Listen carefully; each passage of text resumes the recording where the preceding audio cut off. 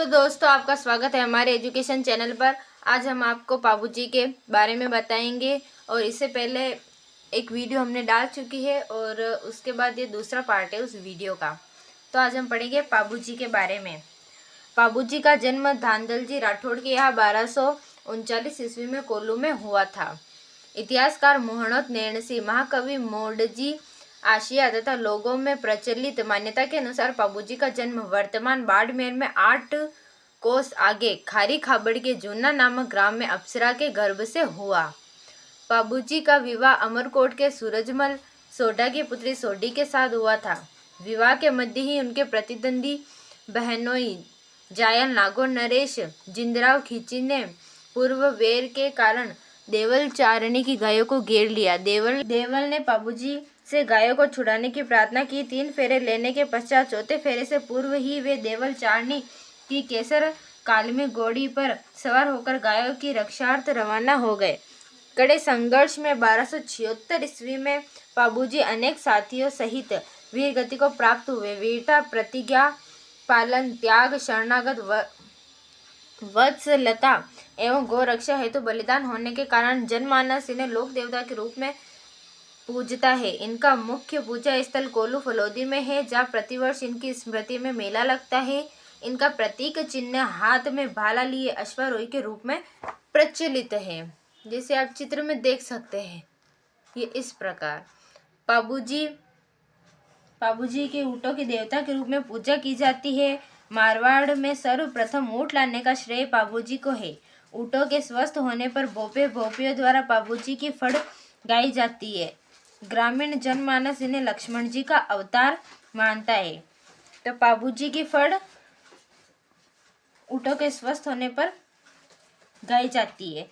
ये question competition में पूछा जाता है, तो इसका आप ध्यान रखें। उसके बाद हम पढ़ेंगे देवनारायण जी के बारे में।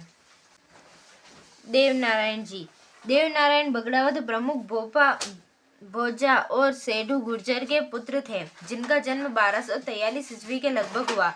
इनके पिता इनके जन्म के पूर्व ही भिनाय के शासक के संघर्ष में अपने 23 भाइयों सहित मारे गए थे। भिनाय शासक से इनकी रक्षा हेतु इनकी मां सेठू इन्हें लेकर पिहर मालवा चली गई। 10 वर्ष की अल्पायु में वे पिता की मृत्यु का बदला लेने राजस्थान की ओर लौट रहे थे, तो मार्ग में धारा नगरी में जयसिंह देव परमार की पुत्री पीपल देव से उन्होंने विवाह किया।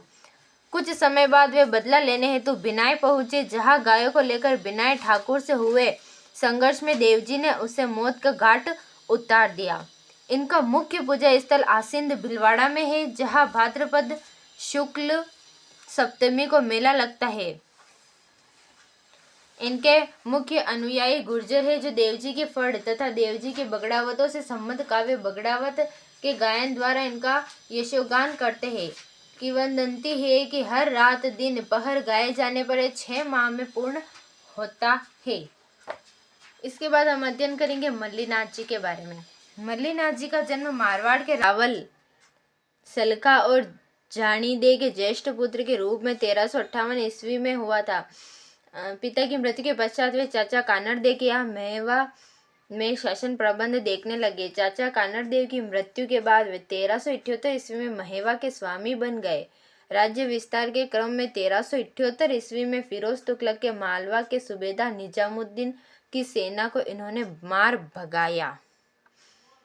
अपनी रानी रूपादेवी की प्रेरणा से वे 1389 ईस्वी में उगमसी भाटी के शिष्य बन गए और योग साधना की दीक्षा प्राप्त की।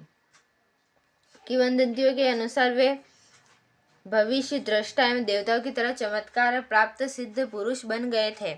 मल्लीनाथ जी ने मारवाड़ के सारे संतों को एकत्र करके 1399 ईस्वी में एक व्रत हरि कीर्तन आयोजित करवाया। इसी वर्ष चैत्र शुक्ल द्वितीया को इनका स्वर्गवास हो गया।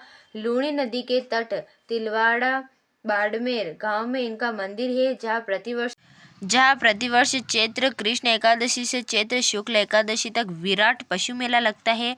जोधपुर के पश्चिमी परगने का नामकरण इन्हीं के नाम पर मालानी किया गया था। इनकी आज भी मालानी बाड़मेर में अत्यधिक मान्यता है।